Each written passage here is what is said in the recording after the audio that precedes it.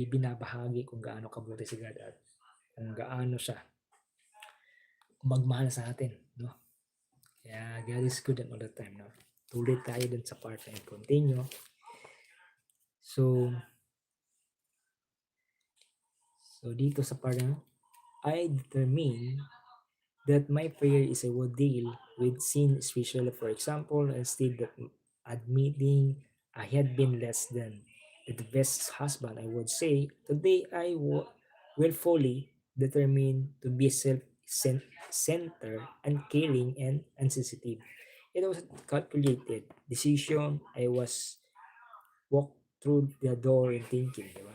Calculated yung tipong bang kinakalculate sa bawat galaw mo ay talagang nag-iingat. Parang yung ganon, yung tipong ganon.